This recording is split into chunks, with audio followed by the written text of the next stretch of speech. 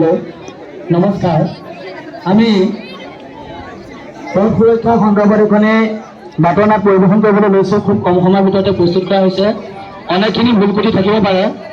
আমি সকলো ছাত্ৰ ছাত্ৰীক পুনৰ দোহাই দিছোঁ, সকলো ছাত্ৰ ছাত্ৰীয়ে যাতে নীৰৱতা অৱলম্বন কৰে, সকলো ছাত্ৰ ছাত্ৰীয়ে যাতে নীৰৱতা অৱলম্বন কৰে। আমি নাটকখনি আৰম্ভ কৰিবলৈ লৈছোঁ। পথ সুৰক্ষাৰ ক্ষেত্ৰত এই নাটকখনৰ জৰিয়তে তথা বাতৰনাটখনিৰ জৰিয়তে ছাত্ৰ ছাত্ৰীসকলে যাতে অকণমান সজাগ হ'ব পাৰে তাৰ বাবে আমি এই ব্যৱস্থাপনাটো ৰাখিছোঁ। পুনৰবাৰ দোহাৰিছোঁ, অনিচ্ছাকৃত ভুল ত্ৰুটি হ'ব পাৰে। সকলো ভুল ত্ৰুটি মাৰ্জনা বিচাৰি আমি এই বাতৰনাটখন পৰিৱেশন কৰিবলৈ লৈছোঁ।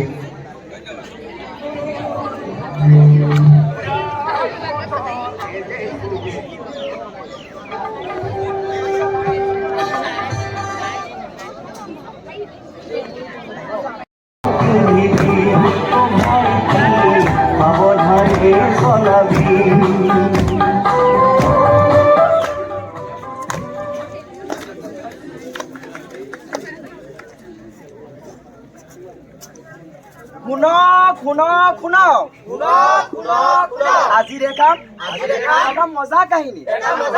এখন গাঁৱত আছিল এহাল পিতৃ মাতৃ আৰু এটি সন্তান। সন্তানৰ দাবী পূৰণ কৰিব লাগে। ইয়াৰ পাছত বা কিনো হ'ল আহকচোন চাওঁ।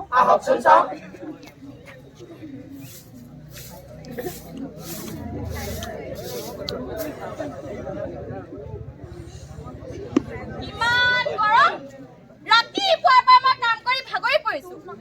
ইফালে মানুহজন পথাৰৰ পৰা আহি পাবহিয়ে হ'ল। ল'ৰা এটাই মেট্ৰিক পাছ কৰিছেহে, তাক হেনো বাইক নে কি সেইখন লাগে। হেৰৌ, মই বুঢ়ী মাকজনীয়ে বাইকখন বাৰু তাক ক'ৰ পৰা আনি দিওঁ? পঢ়া শুনাত মনোযোগ নাই, বাইক লাগে তাক। মা কি হ'ল? ভাত দে আকৌ সোনকালে, দেৰি হৈছে নহয়। ইমান সোনকালে ক'ত যাওঁ?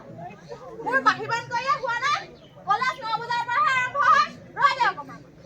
মা, তোক কোৱা নাছিলো জানো পদ্মেশ্বৰ প্ৰফেচাৰ পুতেকক আমাৰ লগতে কি প্ৰাঞ্জল তাক বাইক এখন নিদিলে নহয়? দেখিলি, লোকৰ ল'ৰাক যি লাগে তাকেই আনি দিয়ে, আৰু মোক তই একোৱে আনি নিদিয়। বাইক এখন খুজিছিলো, তাকো আনি দিব নোৱাৰ। আমি হৈছো দুখীয়া মানুহ। বাপেৰে এপুৰা মাটিতে খেতি কৰি লোকৰ ঘৰত হাজিৰা কৰি আমাক খুৱাই আছে। তেনেস্থলত তোক আমি বাইক এখন ক'ৰ পৰা আনি দিম? মই এইবোৰ কথা একো নাজানো। মুঠতে মোক বাইক লাগিবই। এতিয়া মই যাওঁ। শুনচোন বোপাই, হে ভগৱান, কি যে উদণ্ড ল'ৰা, তাক সুমতি দিয়া প্ৰভু। দেখিলেনে ৰাইজ? সন্তানৰ দাবী পূৰণ কৰিবৰ বাবে মাক বাপেকৰ মনত কিমান যেন দুখ। ইয়াৰ পাছত কিনো হ'ল আহকচোন চাওঁ।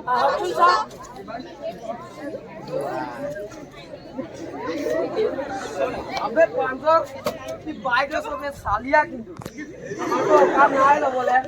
এপাক দিবি চলাবলে। আৰু পাৰ্টি মেইন কিন্তু। আবে পাৰ্টি পাই যাবি, প্ৰথম ভালকে চলাব শিকি লওঁচোন। তই ইমান ধুনীয়া বাইকটো কিনিলি নে? তয়ে কপাল আৰু দে। আমি দুখীয়া মানুহ ক'তচোন ল'ব পাৰিম? তই ধনী মানুহ, তোক দেউতাই যিটোকে বিচাৰিছে সেইটোকে দিছে। আৰে ভাই, ইয়াত ধনী দুখীয়া কোনো কথাই নাই। এইবিলাক ভাই টেলেণ্ট হয়, টেলেণ্ট। মই কি কৰিলো জানো? কি কৰি মোৰ চেহেৰা চাই লাগে নি মোৰ দেউতাই বাইক কিনি দিব? আবে মই কলেজ দেৰি হৈছে নহয়। চাৰিটা এখন বাইকত যাব পাৰিম যাম। আমি যদু আৰু মই ধমধমৰে যাওঁ। আমি নহয় কিন্তু মই প্ৰাঞ্জলৰ লগত যাম। তহঁতি যিহঁতে গৈ থাক। আমি নহয়, তহঁতি দুটা একেলগে যা। প্ৰাঞ্জলৰ লগত মইহে যাম। এই বাইকটো দুটা যোৱা মানুহটো চাৰিটা যাব পাৰিব জানো? বাটত পুলিচে ধৰে। আবে ইনে দেৰি হৈছে, গোটেইকেইটা কাজিয়া লাগি আছে। বাইক ভালদৰে চলাব নাজানো। কালি আনিছ বাইক, পুলিচে ধৰি গৰু পিঠা দি পিটিব। মই নাযাওঁ দেই। এই ভাই একো নহয়, ই লাহে চলাব নাজানো, লাহে চলাব নহয়। একো নহয়, বল। নাই মই নেযাওঁ নেকি। আৰু আচল কথা কি জানো? কি বেয়া তোৰ হেলমেটেই নাই। পুলিচে ধৰে আমাক। টেনচন লৈছো। মোৰ দেউতা এনেই আছে, দেউতা বহুত টকা আছে। নাই মই নুঠোং নেকি। টেনচন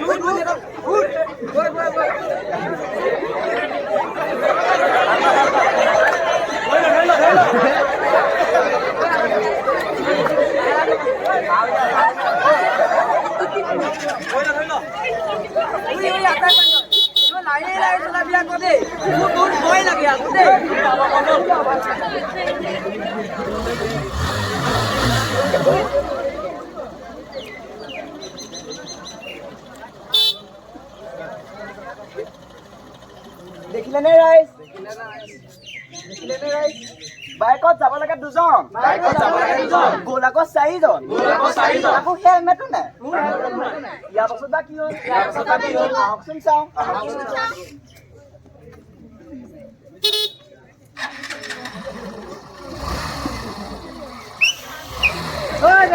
ৰবাচোন ৰবা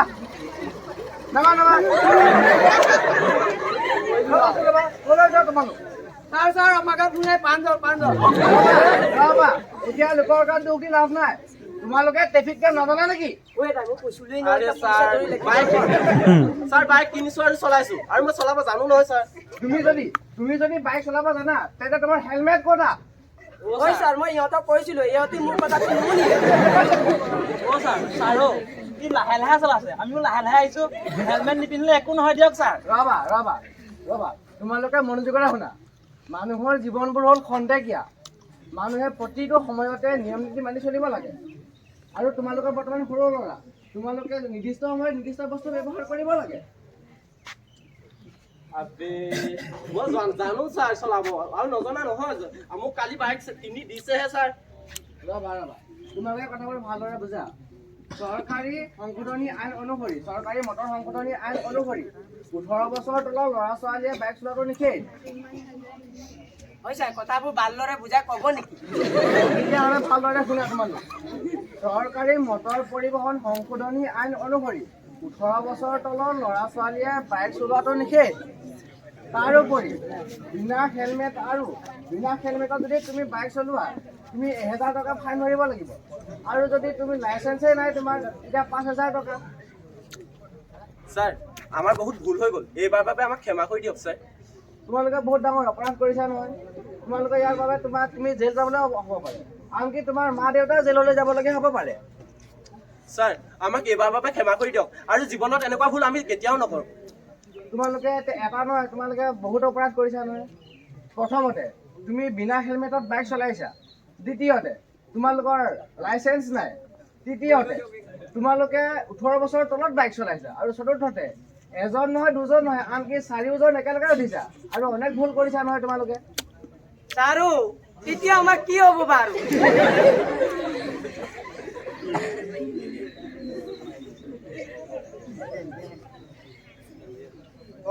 গগৈ দেখোন ছাৰ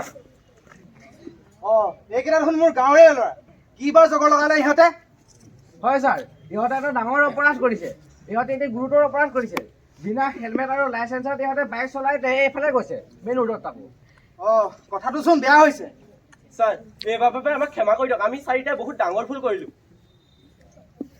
ছাৰ কাণত ধৰি খবৰ খাইছো বাইকতো নুঠো থানালৈও নাযাওঁ যদু তুমি কথাটো ভুল বুজিছা বাইকত উঠাৰ বাবে তোমালোকক ধৰা নাই নহয় এই যে তোমালোকে বিনা হেলমেটত আহিছা আৰু এখন বাইকত 4জন যে আহিছা তাৰ বাবেহে তোমালোকক ধৰা হৈছে ছাৰো মই টঙি বল প্ৰত্যেক কৰিছো আৰু মই জীৱনৰ লাইচেন্স নোহোৱাকৈ বাইক নিশিকো আৰু ছাৰ এইবাৰ বাবে মাফ কৰি দিয়ক আৰু নতু দেউতা ঘৰত গম পালে ডাঙৰ কথা হ'ব ঠিক আছে বাৰু আৰু গাঁৱত বদনাম হ'ব ছাৰ এইবাৰ বাবে আমাক মাফ কৰি দিয়ক আৰু হ'ব ঠিক আছে বাৰু গগৈ এওঁলোকক যাবলৈ দিয়া ঠিক আছে ছাৰ আৰু শুনা সুৰক্ষাই হেলমেট পিন্ধক আমি সকলোৱে ট্ৰেফিক আইন মানি চলিম